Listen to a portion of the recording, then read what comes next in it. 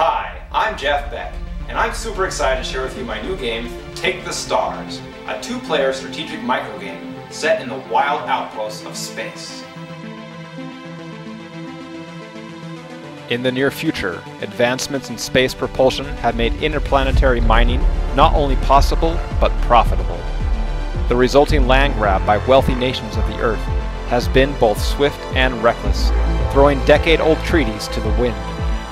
You are the commander of a small fleet, tasked by your government with laying claim to the most resource-rich planets available. Should you encounter a ship sent by a competing nation, your instructions are clear. You are to shoot on sight. Take the Stars is played in a series of rounds, with each round representing the conquest of a different planet. Players can claim a planet in one of two ways, through requisition or combat. The first player to claim 5 planets is the winner. Each round, players construct a hand of 5 cards, selecting from a variety of cards, each with their own unique strengths and abilities.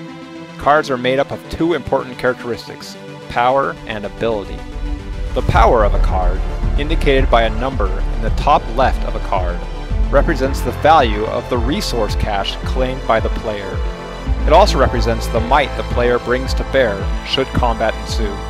Powers range from 1 to 5. The ability of a card, described in the text immediately below the picture, provides the player certain unique abilities, such as peeking at your opponent's hand, nullifying your opponent's ability, or increasing or decreasing the likelihood of entering combat.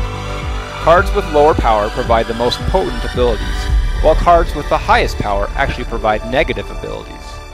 Cards also include a title and flavor text to help draw players into the Take the Stars world.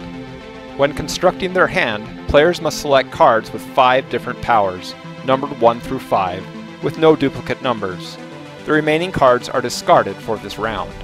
From their hand of 5 cards, players now decide which cards to employ for mining resources, and which to lock in reserve for potential combat.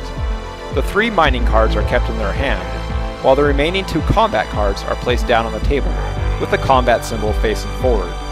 With their hands constructed, players are ready to begin the round. A round is organized of up to 3 turns. On a turn, each player selects one of their mining cards and simultaneously reveals it. Revealed abilities first go into effect. Once they are resolved, the player who revealed the highest power is the winner of the turn. Assuming combat is not invoked, players proceed to the next turn in the round. If the power of revealed mining cards is ever a tie, players have met and combat proceeds. In combat, all previous bets are off. The combat winner wins the entire round, regardless of who had the advantage during mining. Players place their mining cards to the side and engage their combat cards. Players randomly select a combat card and simultaneously reveal it. If combat is never engaged, the player who takes 2 out of the 3 mining turns wins the round. In combat, the player with the highest power on the randomly selected combat card takes the glory. The winner of the round selects one of their cards to act as a victory card, placing it face down with the victory symbol facing forward. This card can never again be selected as a mining or combat card, so players must carefully decide which card to remove. Take the Stars leaves players with a perplexing enigma. Do they reserve their higher powered cards for combat and attempt to instigate a tie? Or do players keep their higher cards in their hand for mining, wagering that combat never comes into play? Decide carefully, the fate of the galaxy is resting in your hands. Take the Stars is a quick and deceptively simple game. While it only takes a minute to learn, and only a few minutes to play, the strategic nature of it will have players pondering game plans for hours.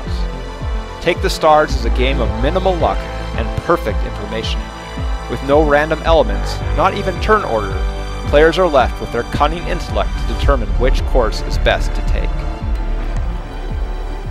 I play Take the Stars with countless playtesters, and I found Magic and other collectible card game players are among its biggest fans. It's short and portable, and so it's a great game to play when you just have a few minutes to burn. Thanks for watching my video, and I hope you enjoy the game.